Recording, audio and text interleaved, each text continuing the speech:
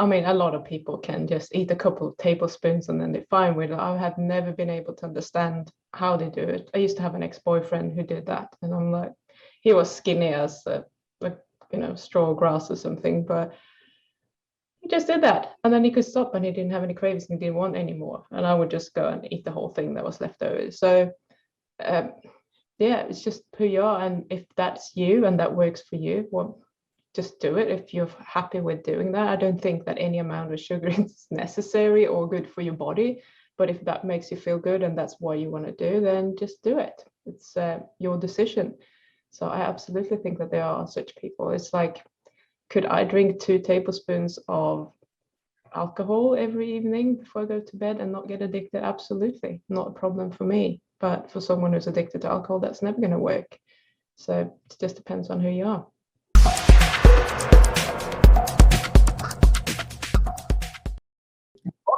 Thanks for showing, for being here. I know I talked to you, I think it was a couple of years ago. It's been, I can't remember how long it was, but I know it's been a while.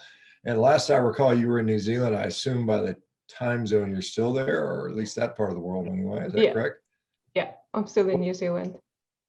And what part of New Zealand are you in? So I'm at the top of the South Island just outside Nelson. So it's probably the sunniest part of New Zealand. That's why I'm here. It's the sunniest part of New Zealand? Yeah. Okay. Yeah, I lived in Cambridge, North Island, just kind of the Waikato. So I think it was about hour 15 minutes out of Auckland or something like that. But anyway, well, welcome back. And and I think probably maybe the folks here and some of the people that are going to be listening to this may not be familiar with you. I know. So would you be mind if you just kind of give us a brief background history of who you are? Sure. So yeah, as you can see, my name is Pim. I'm a sugar addict in recovery, I should add. I'm not a fully, I'm a carnivore-ish person. I eat some plants, but it's probably 80 to right now, probably 98% carnivore. So it's something like that. I've been addicted to sugar since I was a kid. First memory around 6 years old, probably, when I raided the cupboard for the cookies that my mum was hiding while she was sleeping, because she was hiding them from me, who just wanted to eat everything that I saw. So this has been something that has been with me all of my life. I went to the university. I got a master's degree in nutrition. I thought that was going to solve it. I've been working as a personal trainer, so I've been helping people my whole life getting healthy. But on top of that, I thought I was eating well, but I always had that sugar on top. And I thought, that could justify me just having a little bit of sugar. But as with all addicts, we do build up a tolerance, and it kind of escalates, and it just gets more and more and more the more time that is passing. So I tried all sorts of things, diet, keto diet was the thing that worked best diet-wise, but I kind of substituted with keto treats and a lot of different sweeteners, etc. And it wasn't quite satisfying. So what would happen is that eventually I would fall off and I would go on a binge. So that didn't really work either. I tried amino acids, all sorts of things to try and balance my brain chemicals. None of that worked at all on me. And eventually I came across it was actually an accident. I hired a coach for a different reason, and it turns out that she was working with people she had been working with people who had emotional eating issues. And I didn't really apply that to me, because I thought, I'm not an emotional eater. I'm not stress eating. I'm not eating when I'm upset, but I'm eating when I'm bored and when I procrastinate, when I'm restless. So it's just a different emotion. So when I decided to actually try it, it worked. And it's super easy to do. And now I feel like this was about 3-4 years ago, maybe 4. And now I'm just at a different stage, because up until now I have been managing it by managing my mind, managing my cravings, know how to allow the cravings to just be there and not giving into them. And now I'm at the stage where I want to not want sugar anymore. And most of the time I do not want it. But every now and then, those thoughts are just creeping back into my mind that, oh, what if you want something tomorrow? Or what if you want something next week? And it's just about managing those kind of thoughts, the doubt that is coming up, because to be honest, so far, I mean, I can't even remember when I had a craving that was too strong for me to resist last time. So now I'm just, I'm cruising, but I'm still having mind drama. So yeah, that's sort of the short-ish version, I guess. Oh, we can't hear you. I muted myself. You know, you're certainly not alone in that regard with regard to people having issues with eating excess sugar or too much sugar or being addicted to it or whatever terminology you want to use. Some people don't push back on the term addiction. Other people think it's perfectly appropriate. I think there's certainly a degree of appropriateness of that. When, you know, let's go, you know, you go back to your childhood, you know, you think about how many of us are raised, and we kind of see sugary things, candy, cookies, cakes, as a reward, as a special treat. You know, our grandmothers give it to us and we feel loved perhaps by that. We just kind of associate with that. And that, I mean, that really sets us up really from an early age in this pathway. And if you could imagine we were to do the same thing with, say, cigarettes, and, you know, you would be praised for, you know, here's a cigarette for your good job, little Sally or Joey or whatever, or, you know, or heroin or something like that. It's kind of the same thing almost. And it's kind of, you know, it's obviously, it tastes good. It's everywhere. It's really cheap. It is socially acceptable, and it's socially even pushed on people. So it's a really tough one. It really, really is. And so you kind of said, you know, you got your mind right, and you kind of found, you know, what's working for you. So how do you identify sugar addiction, first of all, and then what are the steps we need to do to start to unwind that, if we can? Well, there is, now I forget what the form is called, but it is a form that you can actually fill in if you're an addict. They have modified it to different addictions. They haven't done that for food, I don't think, but I actually tried to modify it myself at one point. I think it's 12 questions. And if you answer those questions, usually things like, I eat even though I said I wasn't going to do it, or I use the substance. I use it in secret, all of those kind of things. And if you answer yes to more than a certain number, then you are classified as an addict. And one of them is also if you need more and more to feel satisfied, which is the tolerance that is building up. And I think I scored 11 out of 12 on that one. So to me, it's quite clear that it is an addictive behavior, whether you want to admit that there is a sugar addiction or food addiction or not. The same pathways are always lit up in the brain. If you were using heroin or alcohol or smoking cigarettes or whatever, it's the same sort of reward pathway in the brain. So I'm not really sure why people are saying that, oh, but sugar isn't addictive. And I think that comes from people that aren't addicted to sugar. So they can't really understand how you can be addicted to it. For me, I can't understand how someone can be addicted to alcohol. I find it disgusting. I don't find being drunk very exciting. It just makes me tired. I don't think I could be addicted to alcohol. It's not my jam. But sugar, absolutely. I think I have identified one other thing in my life that I could potentially be addicted to, which I think I was when I was younger, and that is computer games. So I don't play them anymore because that's just like, I'm just doing that all the time. And it's the same thing with sugar. When I'm addicted to sugar, all I'm thinking about is my next sugar fix. So what she was proposing that I should do is just, I mean, it's really, really simple. The first thing that you do is just you identify your triggers. So whatever it is that makes you have those cravings. So that could be a smell, a taste, an association. So even if you haven't been a place since you were, let's say, 6 years old, and you got this really nice ice cream and you walk past, you might get a craving for ice cream because your brain is still associating that with a reward, that really nice ice cream that you might have had 30 years ago. So if you can identify your triggers, you can kind of intervene in this neural pathway that is going on. So that's like a habit loop is what I call it. So the next step in the habit loop is usually a thought like, oh, I want ice cream, or I'm hungry, or whatever that might be for you. It's usually very, very simple. And following that, you do get the physical craving, which for me is usually a little bit of tension in my solar plexus. I get jaw tension, and maybe I'm start salivating, etc. So if you can recognize any of those, what you can do is just like, okay, that is what is happening. And then you take a step back and you're kind of observing what's going on so that you're not emotionally attached to it. So you just allow that to happen without giving in to the craving, because just because that is happening doesn't mean that you need to go and get the ice cream. It's just a physiological response that is happening in your body. So if you can be curious about it and look at it from the outside as something that is happening to someone else almost, it's actually quite easy to not react to the craving. But what I do recommend is that when this happens, is that you write down what thoughts you're having and how it feels in your body. Because that way it's much easier for you to detach from it. If you try to do this in your head, you're most likely going to fail.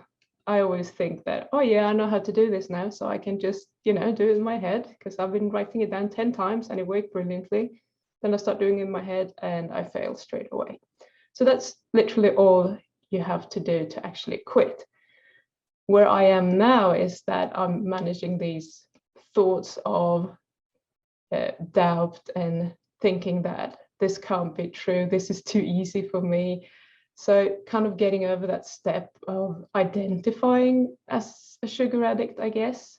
And for several years, I haven't really wanted to go there because I haven't been comfortable enough to do that. I wanted to just manage my cravings and decide that maybe I'm going to have ice cream this weekend, and I've been planning for it.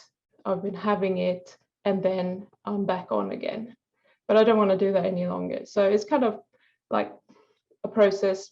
Does it have to be 3-4 years? I don't think so. But for me, that's what it took. For someone else, they might just go straight to not wanting to ever eat sugar again and be fine with that.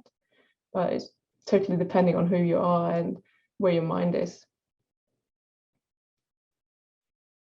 You're still muted.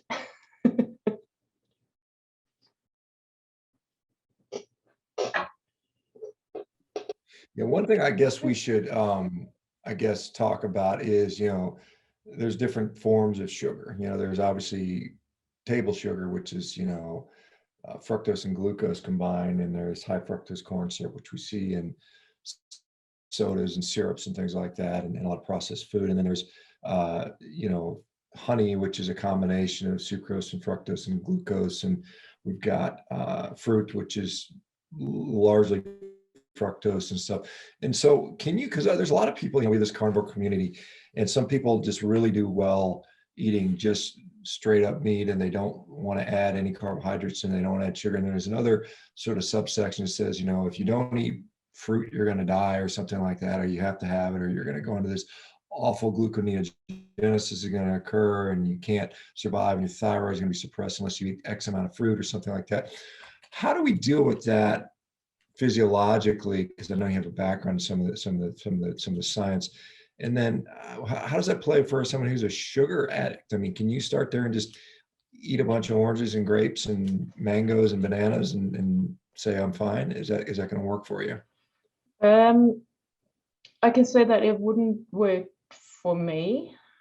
I can have, like now I might be eating 150 grams of blueberries every week or every second week with some Greek yogurt, and that is not a problem for me. But in total terms, that might be 15 grams of carbs. So it's not a huge amount. But if you start eating, several oranges and mangoes or whatever every day, you are still going to get that insulin response and probably have the ups and downs in your blood sugar, and that is not going to help.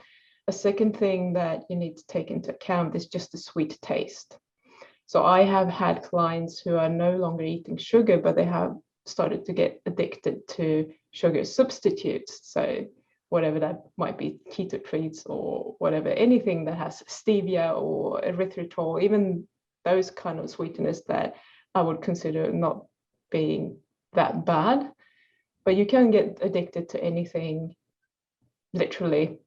Probably not meat, because that is not lighting up your brain the same way as carbohydrates do, but anything that is tasting sweet or is carbohydrate rich, you can probably get addicted to. So when we're talking about like huge amounts of fruits, yeah, that would taste nice, but I can't see a sugar addict being able to do that. And what happens if you try to quit? Is it going to be easy to quit the fruit again? If it isn't, you probably have a problem. Well, I would argue that I could be addicted to meat. I definitely have this hard time for me to turn it down. But I mean, I get what your point is. I mean, and I'm just saying that out jokingly, but because I, basically eat it every day and love it. And does wonderful things for me. And I guess it's a difference between addiction. I mean, I think addictive behavior drives negative health consequences or negative life consequences, whereas I don't think eating meat, in my experience, has driven any sort of negative health consequence. In fact, it's been the opposite. It's been something that's been quite healthy for me, in my view, or my experience. When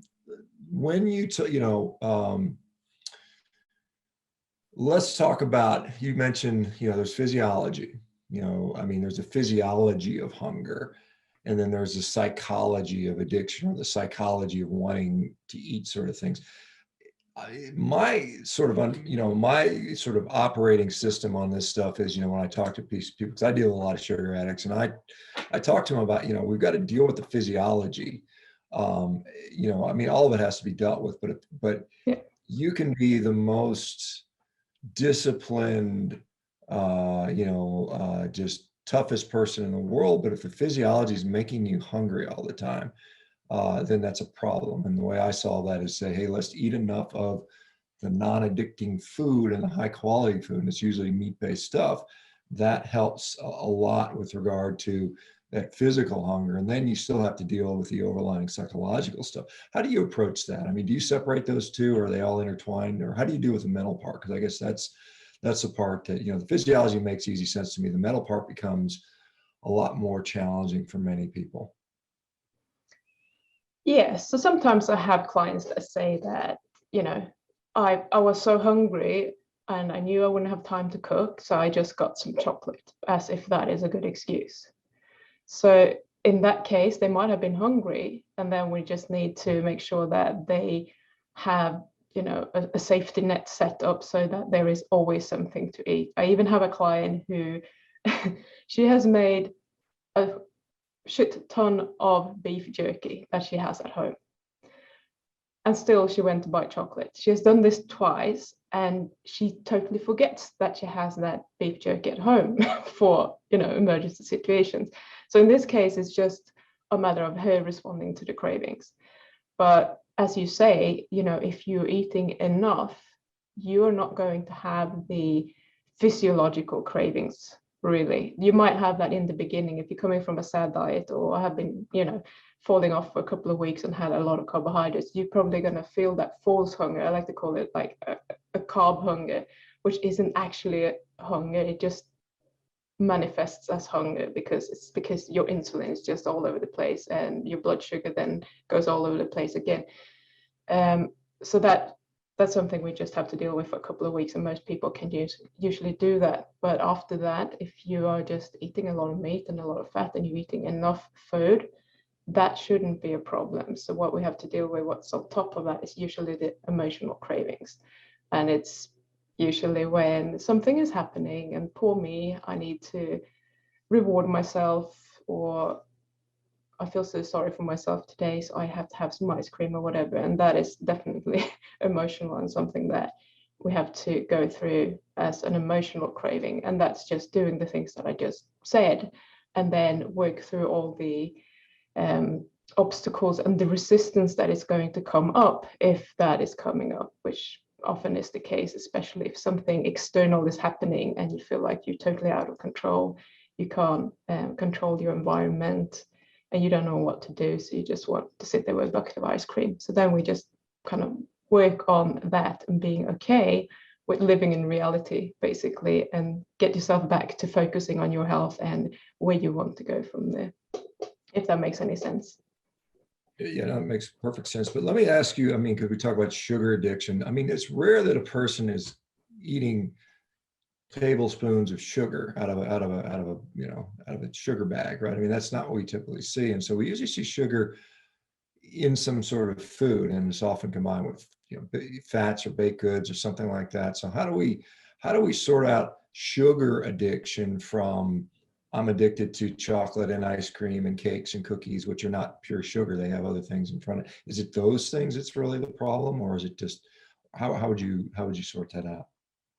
You say that, but I have been known to eat brown sugar with a spoon because I think it tastes really nice. So some of us do. So it's not like Okay. it doesn't happen. And people do the craziest things. I mean, I have people that come to me and they say like, I bought this and that and I threw it into the bin and then I had to empty a whole like bottle of dishwashing liquid on it because otherwise I know that I'm going to pick it up and eat it later. So it makes us go a little bit crazy. So if I have nothing else, I have brown sugar, I'm going to go and eat it. And I might even just go and like eat it a little bit here, a little bit there, and not the whole packet. But since it's there, I'm still going to keep eating it. So I don't think there is a difference. The difference is in when you have fat and sugar combined, they develop these kind of foods to be addictive. So they have food testers for a reason to get the salt, the fat, and the sugar balance right to appeal to your taste buds as much as possible. So if they have 100 people testing the food, where do people score most satisfaction from eating this food? That's probably where most people are going to be addicted from eating it. So they just want to make it as appealing as possible. And the combination of salt, sugar, and fat is usually what is doing it. So that's just going to be more addictive than eating brown sugar with a spoon.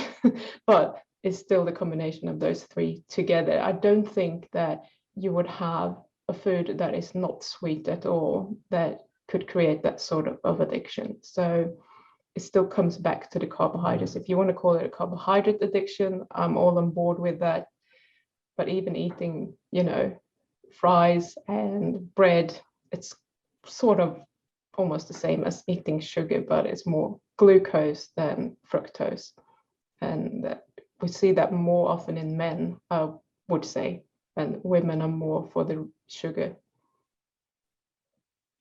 Interesting. Yeah, that's very interesting about the sex differences. And, I think you were kind of referred to, I guess, Howard Moskowitz, who was a guy that kind of came up with the bliss point, back in, I don't know, 1970s, 1980s. And he made gazillions of dollars, developing this bliss point for all these processed companies, doing just what you described, modifying fat, salt, and sugar till they get this incredibly just addictive type of food. And I guess you point out, like, if you've got a box of cookies, Tim Tams, I don't know what's big in New Zealand. I know it was Australian. That was one thing. And then you've got sugar sitting there, right? You would probably go for the Tim Tams before you'd eat the straight up sugar and say, you're saying if there's nothing else left, I'm going to go as far as to do this. And I think you're right. I mean, if you have a food that you're going to binge on, it's probably going to taste sweet. It may not be pure sugar, but it's going to have a sweet taste to it. Like, I mean, although there are people that can eat a bag of potato chips and that type of stuff, but I think we're seeing more of the problems. And what, I guess, maybe you have some insight on this. Why do you think men are more likely to eat pizzas and pastas and potato chips as opposed to women who might prefer, desserts and, more sweet things? Why, is there a reason for that? Is there a physiologic reason for that, perhaps? I really don't know. I have been asking the same question, but I haven't been able to find anyone who actually has the answer. It just seems like men in general, I'm generalizing a lot now because I have met a lot of men that are addicted to sugar specifically as well, but they just seem to like the savory stuff a bit more than women. And women and chocolate, maybe the chocolate thing is playing a big part, and the estrogen, or the hormonal thing going through a female cycle, maybe that has anything to do with it. I really don't know. Sorry. Yeah, I mean, I'll just relate a funny story. So when I was, I guess, courting my current partner, my girlfriend, a longtime girlfriend, I remember when I first met her, I brought a really nice box of chocolate as a sort of a gesture, and she put it in the cabinets, and she never ate it. And I asked her, and she says, I just don't really I just don't eat sweets. I don't like chocolate. And I mean, she's super healthy, and I guess that's part of why. And I just thought that was, because I was just conditioned that women like chocolate, and that's what you do, and one of the things you do. And but yeah, it's interesting, and I think that sort of notion that that there may be more to that the women want the chocolate more so maybe than the men. Although there are men, there are plenty. I've been known to put down a lot of ice cream back in the day and desserts at times, but it's at the same time. All right, so you do, I guess, uh, I know your work has been in biomedical science, and now you do a lot of sugar addiction recovery type stuff. So what does that look like for you? And is it in New Zealand specifically, or is it online, or how does that work for you? No, I work online, so I'm just working on Zoom with people all over the world.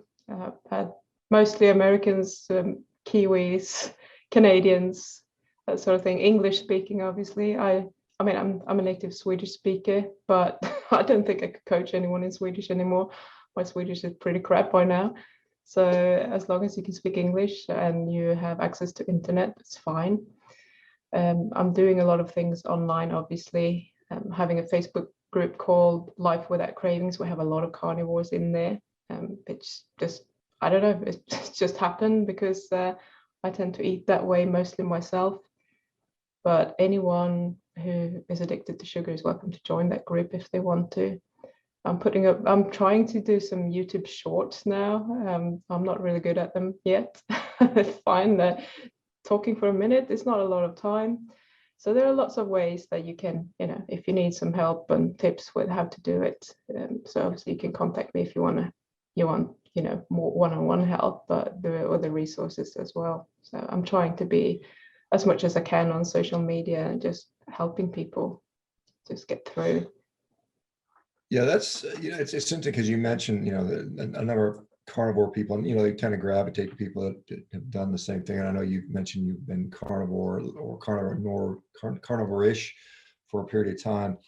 I've found personally, with a carnivore diet, many people have good success with addictions, and it doesn't always have to be food addiction. I've seen people they lose the desire to drink alcohol or smoke cigarettes or quit coffee or even other drugs, illicit drugs. And that's been really interesting to me. And I just wonder if that, that same pathway that sugar sort of lights up has a similar effects for addiction across the board. And have you found that carnivore has been helpful in sugar addiction in your experience? Yeah, for sure. The trap is, I think, if people do what I would naturally do if I didn't think about it, is that they don't eat enough. Because for me, you're going to laugh at this, but eating a 200-gram steak is a lot of meat. And I'm like trying to force it down. It's really, really hard. So now I'm not stopping anywhere before 300 grams. I'm kind of forcing myself to eat it, and I'll take maybe an hour to eat it. And consciously trying to eat more because I think I was under eating of everything, because naturally I would just stop there. So if you are a carnivore and you feel like I'm still having a lot of cravings, you might want to have a look at whether you're under eating or not, and actually consciously put more food in than what you're comfortable to put in. And that should take care of a lot of those cravings. So will it cure you completely? For some people, the answer is probably yes, but for not necessarily for everyone. But that's where you should start if you're carnivore and you're having a lot of cravings. Just eat more. You're not going to get fat if it's just, real meat, unprocessed food. There's no way that you are going to gain weight if that's why you're scared of doing it. Yeah, there's a couple comments I want to just respond to. I said, Mac the Knife, he says, I used to like salted caramel ice cream. I mean, I still like it. I just don't eat it, but I mean, it still tastes good to me. So I like, it's kind of funny. I hear some people say that, they go carnivore, they go whatever, and they say these foods are disgusting to them now. And I've never been that way. I mean, as a kid, I used to eat whole entire tins of frosting right out of the can before that you're supposed to frost a cake with. So I was pretty hardcore eating a lot of sugar and liking that stuff. And it still tastes good to me today, or, I would assume it was. I don't really eat it very often. It's very infrequent. Like I said, I'll have a piece of cake on my kid's birthday and other special occasions. It's pretty rare. And then Lark, who I don't know if you, but Lark is one of my, I got to tell you, Lark is in Australia. I think she's in Victoria and or Queensland at least. And did I do that right? No, Victoria's South. Never mind. My bad. Sorry, Lark. I'm trying to learn my Australian geography. I know it's Queensland, New South Wales, and then Victoria. north to south. But she was a chocolatier. You know, that was her job, is making chocolate and creating chocolate and constantly surrounded by this stuff. And lo and behold, she was a sugar addict and has kind of struggled with that. But she has a question for you, and it says, in terms of eating windows, intermittent fasting, fasting protein, sparing modified fast, et cetera, to keep you stable with food, or do you do any of those things? Does that come into the equation for you? Okay, so right now I'm a support for, you might know about Bart K. He's at the moment doing a 30-day challenge with the Steak and Butter Gang. So I'm kind of supporting him and doing the same thing that he's doing. So basically we're doing priming for 2 weeks, where we ate 3 meals per day, just lots of meat and fat. And that was hard work, and then kind of slowly getting down to 2 meals, some OMADs, and now I'm doing 5 days of 2 meds and 5 days of fasting. So 1 day of each, just swapping. So today is my eating day. I've done 2 days of fasting. For that, so I have another 3 to go. And it's not really a problem. I find that when I'm eating a lot, so when I was doing the priming, when I was really like stuffing myself, I get a lot of cravings, funnily enough. And I think that has to do with some sort of emotional issue going back to, as soon as I wouldn't necessarily stuff myself at home previously, but if I go out for like Chinese buffet or something, I'm always stuffing myself. And on top of that, always having dessert. So I think that's kind of, I don't know, maybe that, or maybe something is getting completely messed up with my insulin because I'm eating so much. I'm not really sure, but that seems to trigger me a bit. So this is what I'm doing right now. Previously, I have been doing mostly 2 meds and some intermittent fasting here and there, not too much into the modified protein fasting or whatever. Doesn't seem to be necessary for me. So I guess it depends on, when do you get the cravings? So I have a client, we did a 5-day fast together. She didn't do well with that. She just got lots and lots of cravings after when she started eating again. I didn't. So it's very individual. I never have cravings after fasting. I usually feel better in that regard. So my cravings usually come when I eat rather than when I'm not eating. So yeah, I think you will have to try it out for yourself and see what's kind of triggering for you. And I think it has to do with how well fed your body is, how well it's handling fasting. Do you have a lot of stress hormones when you're fasting, or does it go back to normal very quickly? So you just have to try it out and see where you're at, I think.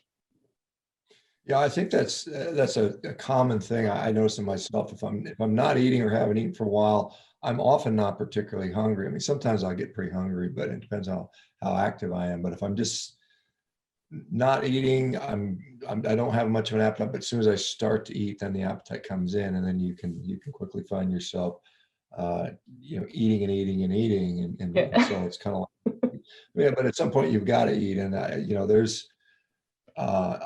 It's interesting. There are some hormones that are diurnal in nature. I think ghrelin is one of those that kind of tends to peak later in the evening for a lot of people. So I guess depending on your time that, and I know, like you said, life without cravings. And I know one of the things that I found is, dealing with these cravings or having a plan when they come. They're usually temporarily fixed in that they only may last for half hour, 45 minutes, an hour. And if you can kind of get through that critical period of time, it's often you can kind of manage that. And so I often ask people to have a backup plan for when those cravings occur and know what to do. And so do you have any tricks? I mean, obviously I like get the stuff out of your house. I mean, it doesn't do you much good if you're surrounded like Lark was at a chocolate shop. I mean, it's hard to if you're constantly exposed to it and it's constantly tempting you, you're gonna make the wrong decision at some point. So how do you like, what are some of the bits of advice you can give people with regard to this process if they're, I guess, coming off of sugar addiction or trying to do that? I think in the beginning, it's probably helpful to avoid situations where you're surrounded by it and surrounded by temptation, etc., if you can. However, I don't like the idea of, having to modify your surroundings to be able to function like a normal person. So what I like to do is just like, it's easier to just learn to manage your cravings and then be able to be around this stuff. There are people that are bakers that have purely sugar addiction, and it's just by managing their mind basically. So in the beginning, very helpful when it's going to be hard. But once you kind of get into it and when you get used to it and when you know how to handle the cravings, what I do with all my clients is that I'm forcing them to go out and have cravings, because the more you're practicing to have these cravings and to respond in a different way, which in my case is do absolutely nothing and just let them be there, the more that is going to become an automatic behavior. Like, okay, I had a craving, so what? Move on. It's no big deal anymore. So my cravings now are usually like, I have a thought that is like, oh, it would be nice to eat some ice cream. And then I might get a little bit of salivation and then it's just gone. So it's not this, I think cravings are always going to be there, but they're going to change. So they go from being very strong and like a super strong urge for you to do something to being just another thought that you're having. And we're not responding to all the thoughts that we're having every day. So why would we respond to those kind of thoughts? It's just a different type of craving, I would say. So if you're working with, in a bakery or whatever, working with chocolate, you can still do it. And I think you're going to be forced to be very committed to the process and actually be committed to allowing the cravings rather than not tasting the chocolate. Because if you can just learn to do that, you're going to get there. But it is possible. It's just going to make it harder in the beginning. But I think she's going to be, if someone is working in a bakery and they're practicing this, they're going to be pretty much bulletproof because they're going to be able to say no in any situation. So they're just going to get there quicker. So it's like a fast track, but it's going to be much more uncomfortable.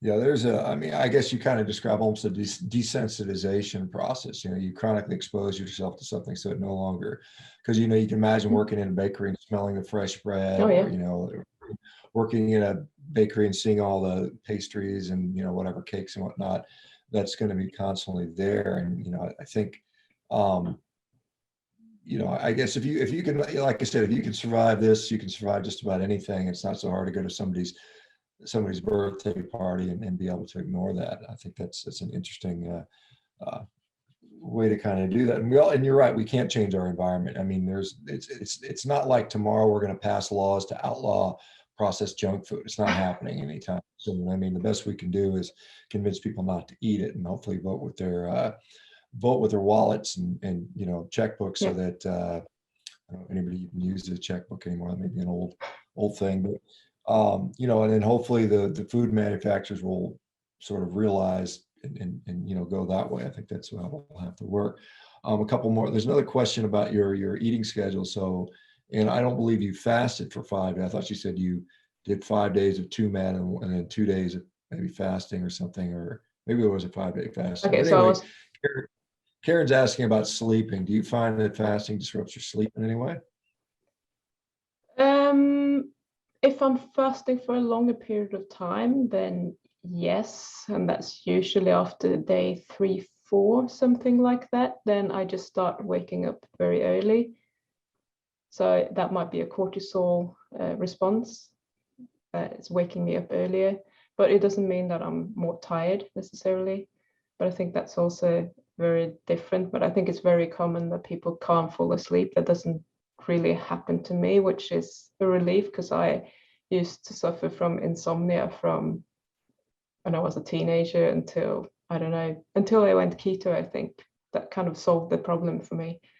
And now I'm just, most of the time I fall asleep pretty well, but it's just that I'm waking up very early after work. How do you, let me ask you a question about this. How does exercise have a role in this? Because I can see where, like if I'm exercising hard, it's going to drive hunger, and hunger might drive cravings. And so maybe I shouldn't exercise. And at the other case, exercise is good for your general health and it may allow you, I don't know, better function. What are your thoughts around that and dealing with cravings? Is something that someone who's trying to, I guess, I don't want to use the word detoxify, but I want to use, they want to remove sugar from their diet. How should they treat exercise?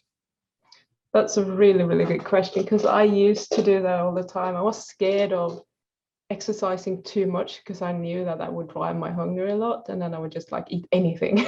So what I did then was, that's when I was actually keto. So it was just like I was just cooking a lot of food, like a lot of food, more than I would be comfortable eating. So that's probably what I would recommend now as well. Just make sure that you have enough food at hand. Excuse me.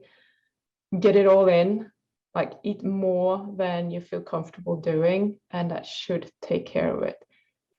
Because again, you're not going to get fat from eating meat and fat unless it's some sort of processed crap with stuff in that you shouldn't be eating.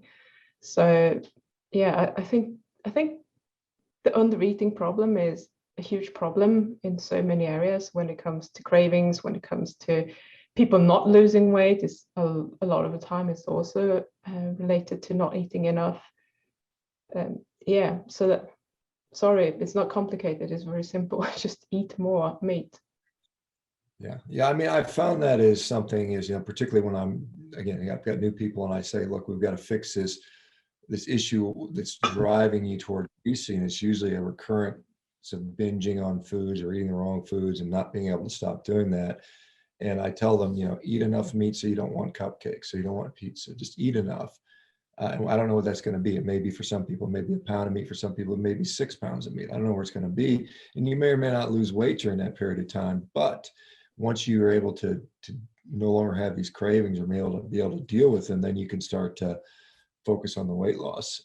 There's a couple comments on it, and because a couple people are going back and forth about Max saying when he would eat ice cream, he'd eat 2 tablespoons and go to sleep, and that would be a sort of nightly treat. And then a couple people, Lark and Diane, and I'll put me in there, I wouldn't be able to do that. I would clearly just finish the whole damn bucket, and it doesn't matter. Like the serving size is a container size, whatever it is. If it's it's a pint of a gallon, I'm eating the whole thing. And so, I just don't want to do that. So are there people that truly can moderate and then there's people that can't? Do you find that as something? And I guess most of the sugar addicts, I would assume, can't moderate, right? Is that fair to say? Yeah, for sure. I mean, a lot of people can just eat a couple of tablespoons and then they're fine with it. I have never been able to understand how they do it. I used to have an ex-boyfriend who did that, and I'm like, he was skinny as straw grass or something, but he just did that, and then he could stop, and he didn't have any cravings and he didn't want any more. And I would just go and eat the whole thing that was left over. So it's just who you are, and if that's you and that works for you, well, just do it if you're happy with doing that. I don't think that any amount of sugar is necessary or good for your body, but if that makes you feel good and that's what you want to do, then just do it. It's your decision. So I absolutely think that there are such people. It's like, could I drink 2 tablespoons of alcohol every evening before I go to bed and not get addicted? Absolutely, not a problem for me. But for someone who's addicted to alcohol, that's never going to work. So it just depends on who you are. Yeah, and you made this point, I forgot to comment on, but yeah, I mean, certainly there's people that can have a glass of wine every once in a while, not be an alcoholic. And I'm in that category. My father was an alcoholic, to be honest, but I never had that issue. I mean, I can have a glass of wine every once in a great while. Maybe it's because I've been on this carnivore diet for so long. It's not a problem. And, I guess a lot of people drink their troubles away, and I tend to exercise mine away, I suppose, if I'm being honest. But, the other thing, and about males and females, we've seen, at least in my lifetime, I don't know what it was like 50 years ago because I wasn't around, but there's always been this enormous pressure on many females to be very, very thin. And the way they tend to do that is eat a diet full of salads and maybe a little strip of lean protein and put the dressing on the side all the time. And so you have women that are chronically, literally starving themselves. And then, they, in a moment of probably rationale, they said, screw it, I want to eat something. And of course, what they want to eat is the most energy they can get. So ice cream and chocolate and things that have high sugar, high fat, or something like that. Do you think, maybe that's what's driving some of the differences between males and females, is this chronic?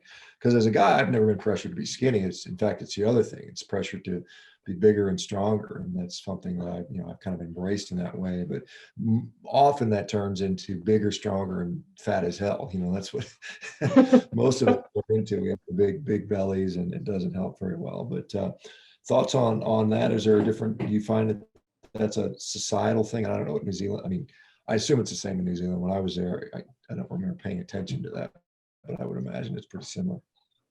I imagine that might play in, actually. It sounds feasible to me, because when we are under eating, we just want quick energy. And you can probably notice that if you're like sleep deprived, I never have as bad cravings as when I haven't slept. It just starts in the morning and I'm hungry and I just want something, and it's not necessarily protein. And that's just going to go on the whole day until I've slept again. And then the next morning, I'm usually fine. So yeah, when we are deprived of energy, when we don't have that energy, whether that is because we haven't slept enough or whether we haven't eaten enough, usually carb cravings. So you might have a point there, absolutely. Yeah, and I think the sleep thing is worth delving into, because I know there are many. I mean, getting poor sleep is associated with so many negative outcomes. And one of the ones that probably is germane to this topic is we become more insulin resistant if we don't get a good night's sleep, and there can be a dramatic increase in insulin resistance just with one night of poor sleep. And so let's say you have a bad night of sleep. How do you undo that? Is there something you can kind of do to mitigate that? Is it just kind of fast that day, or I don't know. What are your thoughts around that? If for whatever reason you don't get a good night's sleep, it sometimes happens. Sometimes it's beyond our control. Sometimes it's just we stay out too late, or we have a bad night's sleep for whatever. We're worried about something, stressed out about something. What do you do in that case?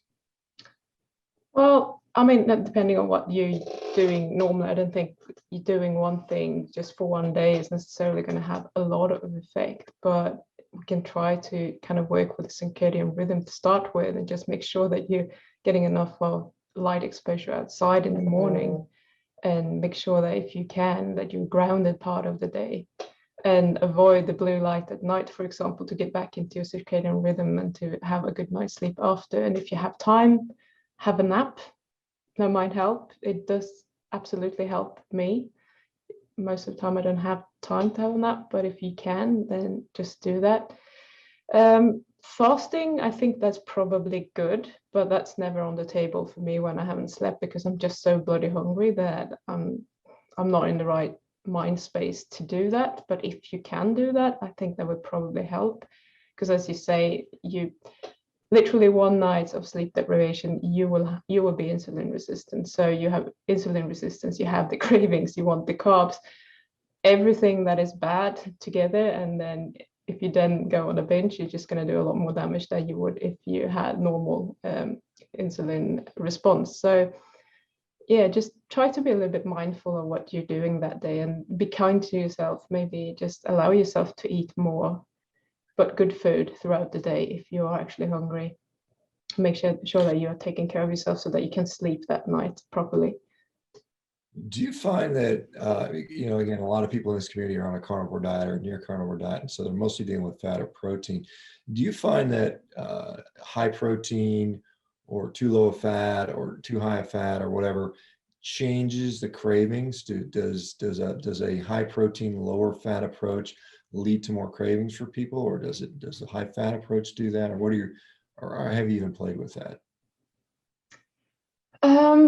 So I don't have, I mean, I think I see a pattern, but that might be different for other people, what they have observed. But I think for women, generally, they need a little bit more fat in their diet than men do to not have the cravings. And I don't know if that's because they have, a lot of the time they come from some sort of other diet before, and they might be nutrient deficient and deficient in all sorts of things, and have deprived themselves of good fats for many years, and therefore maybe need that fat more. Or maybe it's a biological thing that they need more fat because we're females, we're supposed to have a bit more fat on our bodies as well to be able to procreate life, etc. So that might be one thing that you could play around with. I do crave more fat than my partner does, but not a huge amount. I have also met some women that just need more protein. So there's no size that fits all, but in general, I think maybe women tend to generally need a little bit more fat to kind of feel satisfied with the diet than men do, and men want a little bit more protein.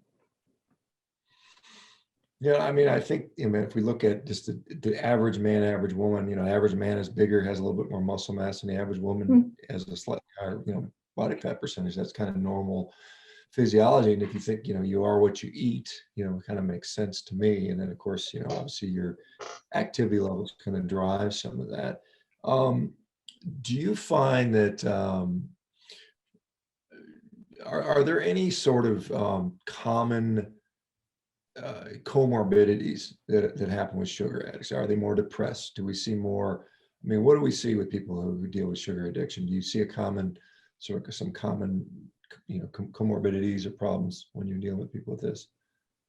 Mentally, I think there's a lot of brain fog and some depression, but not necessarily depression, just like feeling blue all the time because you're not in control of your life, and it's like you're slave to the sugar, and all you're thinking about is planning for your next meal and when you can have this and when you can have that. What chocolate should I get later? Should I have ice cream as well?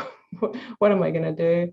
So it's just around there, and we start to feel like life is kind of boring because the only excitement we have in our lives is like eating something nice. So when you can get away from that and you can start eating food, normal food, and feel like that is actually tasting nice and I feel satisfied and it feels really good to eat it, and we can start doing other things that actually give us joy, that is just going to shift everything. So mentally, I do think that if you are depressed and you're eating a lot of sugar, that is going to help for sure. But physiologically, there are so many things like migraines, headaches, obviously general inflammation, arthritis, anything that has to do with the joints. Just like if you wake up and you feel really stiff and sore, it's probably general inflammation, but it kind of, you notice it in your joints. Clearly, a lot of people will struggle to lose weight or put on weight if they're eating too much sugar. Diabetes is just, one step further. I think inflammation is at the core of pretty much all diseases that we have. So I would say that if you cut out the sugar, that's probably going to improve whatever condition you have. It doesn't necessarily mean that the sugar is the cause of that condition, but it generally tends to make it worse or contribute to actually developing whatever it is that you have. So it doesn't make sense to eat sugar. It doesn't do anything good for you ever, in my opinion. And again, there are people that will push. I mean, again, it depends on your definition of sugar. If we're talking about table sugar, some people say, we should have some fruit in our diet. It's good for us. It's a natural sugar. And are those people wrong, or is it more nuanced than that, or is there a threshold? Is there certain people that can do that? I mean, I think the answer is probably yes. Certain people can, some people can't.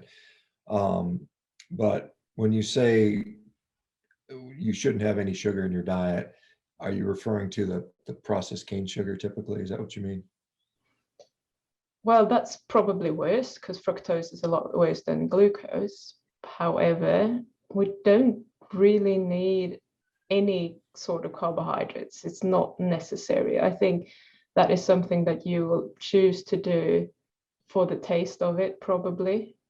Or maybe it might be psychological because you think that you're not going to be able to push that 1 RM max at the gym if you don't have some carbs and driving the muscle building with some insulin or whatever thoughts you're having around that. I think you're a perfect example showing that that's not necessarily true.